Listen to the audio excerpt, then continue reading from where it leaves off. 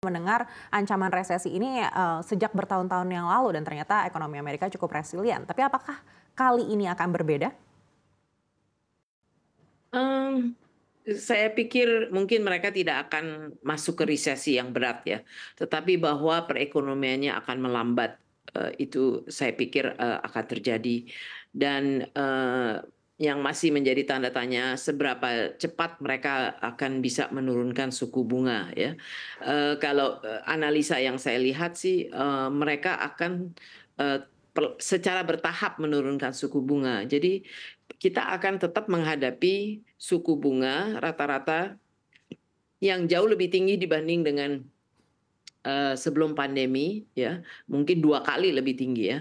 Sehingga seberapa jauh itu akan mempengaruhi, negara lain ya yang, berkeinginan untuk menurunkan suku bunganya untuk menstimulasi, ekonominya, maupun seberapa jauh, perekonomian Amerika dan bisnis di Amerika itu bisa bertahan dengan, suku bunga yang akan, kelihatannya untuk 2 tahun ke depan dia akan tetap tinggi karena dia turunnya, secara, bertahap. Jadi itu satu isu dan tapi kelihatannya, consumer demand di Amerika masih cukup, resilient, dan juga, penciptaan lapangan pekerjaan juga masih, cukup baik ya. Jadi sehingga, sebagian besar sih, memproyeksikan, bahwa mereka tidak akan masuk resesi, tetapi akan terjadi perlambatan, pertumbuhan. Mungkin yang lebih lebih, banyak ketidakpastiannya kalau kita bahas Amerika adalah kebijakan, yang akan terjadi terhadap perdagangan yang akan mempunyai dampak kepada Indonesia, kepada banyak negara, pasca, pemilu mereka di bulan November ya. Dan ini yang, banyak ketidakpastian yang muncul, untuk saya rasa untuk sampai dengan tahun depan ya, untuk membaca apa yang akan menjadi kebijakan Amerika dan apakah, dampaknya kepada geopolitik yang kemungkinan besar akan memanas, tapi memanasnya ke arah mana, dan kita sebagai, negara yang, mungkin, berada di tengah-tengah, geopolitik yang memanas ini, kita harus bisa pintar-pintarnya menavigasi ya, mengimbangi antara RRT dan Amerika, tetapi bagaimana juga kita bisa mendapat manfaat dari perubahan-perubahan yang akan terjadi. Baik, Ibu Marialka bicara pemilu Amerika Serikat, seperti apa kemungkinan untuk Donald Trump ini kembali lagi memenangkan pemilu melawan Kamala Harris? Dan kalaupun Donald Trump terpilih kembali, apakah akan seagresif kepemimpinannya sebelumnya untuk perdagangan secara global? Dan kalaupun Kamala Harris yang memenangkan pemilu tahun ini, apakah kebijakannya akan menguntungkan perdagangan secara global?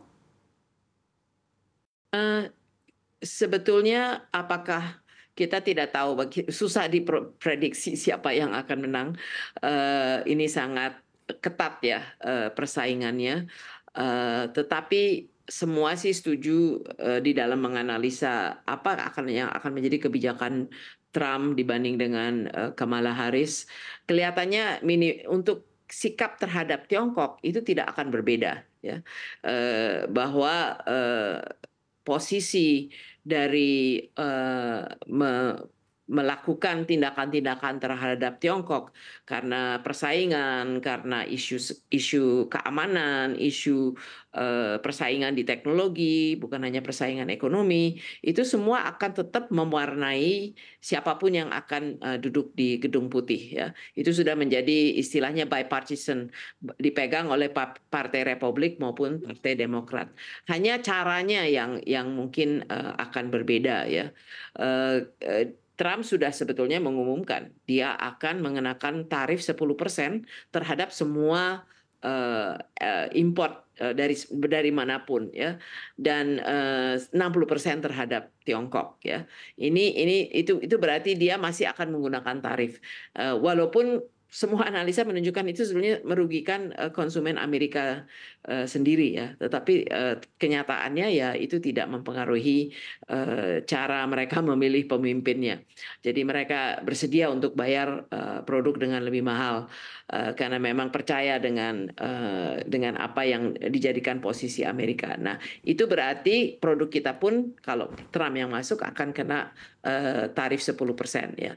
Nah, di sini bagaimana kita diversifikasi pasar ataupun mencoba mencari hubungan ya, memperbaiki hubungan kita dengan Amerika. Amerika saat ini tidak mempunyai appetite untuk menegosiasi free trade agreement, tetapi mungkin ada limited trade agreement atau hubungan kerjasama yang bisa kita kembangkan. Misalnya nih saat ini pun kalau saya tidak salah kantor Menko Perekonomian juga sedang mencoba melihat bagaimana kita bisa kerjasama dengan Amerika di bidang semiconductor misalnya.